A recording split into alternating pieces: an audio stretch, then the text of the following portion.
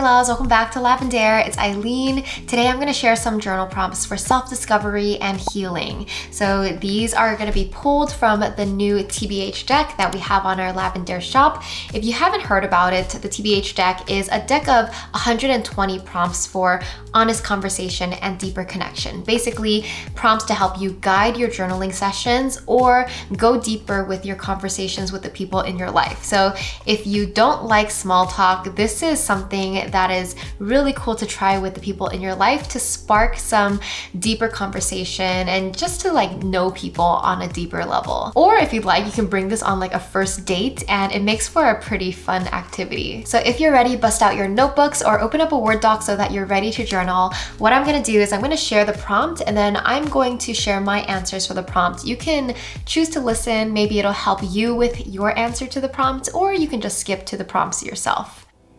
Here's the first prompt. How would you live your life if you stopped caring about what others thought of you? I love this prompt because it reveals your truest inner desires. Maybe you're not living aligned to the ideal person you want to be. Maybe there's more of you that you don't share with the people in your life for whatever reason. Maybe there's something that you've always wanted to do, but you're scared to because you're afraid of judgment or criticism. You're afraid of looking weird. Ask yourself, how would you live your life if you stopped caring about what other people thought of you?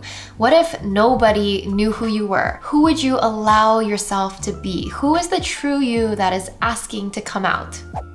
Personally, a big theme in my life after graduation was learning to live not caring about what other people thought. So I feel like a lot of what I'm doing now is the result of that. Me taking a creative path, me doing something risky, doing YouTube. But now if I ask myself this question again at this point of life, I am aware of parts of me that still care about what others think of me. And I think if I lived not caring about that, I would just be more of my weird, goofy self, the self that I am when I'm with just me and Togi. Like me singing throughout the day, speaking in British accents throughout the day, just for no reason and not having to explain yourself. Me being my authentic self outside, because I do tend to filter my personality depending on who I'm with. The next prompt is, what types of experiences make you feel loved? And how do you show yourself that kind of love? This is a prompt to help you reflect on your love language and what experiences or maybe things that other people do or say to you make you feel loved. And then to turn that question on its head and ask, do I do that for myself? Or how can I start doing that for myself? This journal prompt was kind of a game changer for me because when I journaled to this, I realized okay, I understand that this is what makes me feel loved. I love getting compliments. I love, my love language is words of affirmation first, and I think acts of service next. Jotting down the times in my life or the things that happen that make me feel loved, and then realizing hey, I can do this for myself, right? Why can't I do more of this for myself? So giving your love language back to yourself means giving yourself compliments, cooking yourself a nice dinner, taking yourself out on a date, buying yourself a nice gift, something that you've always wanted someone to buy for you, right? Instead of waiting for someone else to give you the love that you crave, you can already give yourself that kind of love in the way that you want it. So I hope that this was a game changer and an eye-opener for your self-love practices, because you deserve to receive the love that you crave in the way that you crave it. Moving on to the next prompt, what do you feel life has been trying to teach you lately? What are the signs that make you think this way? So life is always teaching us lessons, and I truly believe that, there's a lesson to be learned from every experience and every phase that you're going through. Sometimes we are either stubborn or a little ignorant at the lesson, and we don't recognize it when life is constantly trying to teach us the same lesson over and over again and we're not learning it, right? So what is something that life has been trying to teach you lately, and why do you think that way?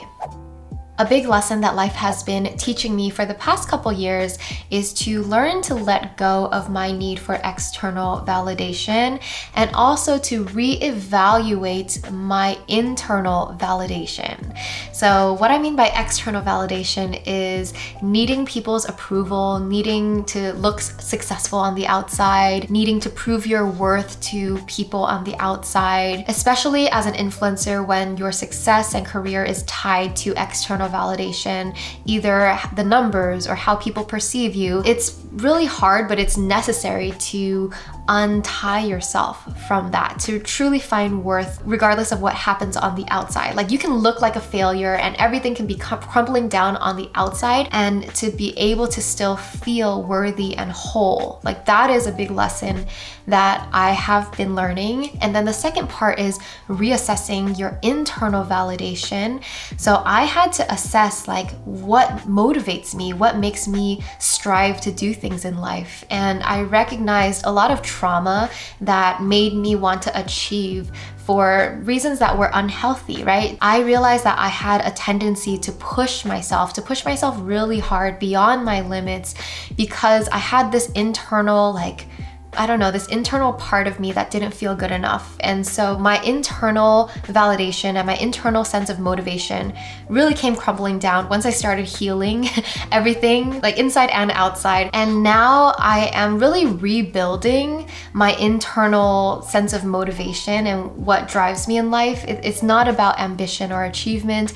It really is about following my joy and following my light and not needing to constantly be like showing up or achieving, like allowing myself to just find joy in doing nothing and find joy in parts of life that are not about achieving and success.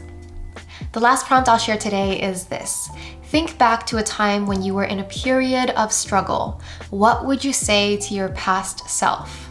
Ooh, I love this prompt because life can feel really challenging with its ups and downs, and we often forget that we've overcome many struggles in life. So think back at a time in life when you were seriously struggling. Maybe you hit rock bottom, maybe you were depressed. Just think of like the most challenging thing that you've had to go through, that you've made it through. What would you say to that past self that was in the middle of going through that thing? And hopefully, in that message that you give to your past self, you have a message for your current self, because life doesn't get easier with time. Like, there's always, challenges coming our way, obstacles, and it's inevitable, right? You can't run away from it. So maybe the things that you have to say to your past self could inspire your current self. The most difficult time in my life was likely around 20 to 21 years old when I was a senior in college. Life was so heavy and I couldn't be regular anymore. I couldn't be a normal functioning person. I couldn't go to class. I couldn't do homework. I couldn't show up. Like, even if friends wanted to hang out, I was so flaky. I would just stand people up, flake on friends and flake on group projects and presentations and flake on interviews. And I was just a mess. Like, that was the most depressed in my life that I feel like I ever was. So what I would say to the girl who was going through that, oh my gosh, is that this is not the end, this is the beginning. And when I say beginning, I don't mean like the beginning of a terrible life. Like, I literally mean the beginning of your beautiful life. And it's beautiful because you had to break down in a way to like shed what wasn't you, to start to explore and discover who you really are. Because up until that point, I was living a facade. I was just on autopilot. I was doing what other people told me to do, what I thought I should do, what society deemed as like good. And it all came crumbling down in those years, and I had to figure it out for myself and recreate myself in those years. It was not easy, but I felt like it was so empowering to go through that, to have gotten so low and to have slowly picked up the pieces from that state. And when you watch a movie, it's exciting because there are highs and lows. There's a challenge, there's a rock bottom, and then it's exciting to see like someone come out of that and what happens because of that.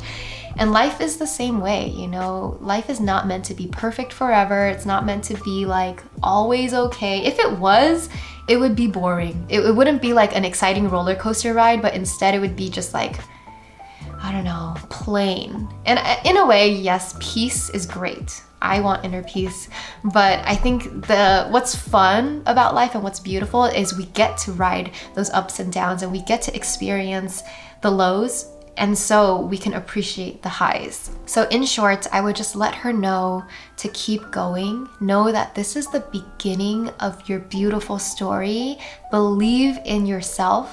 You have more power and you are more capable than you have ever imagined. And have fun, because this journey is fun. All right, I hope you enjoyed journaling to these prompts today from the TBH deck.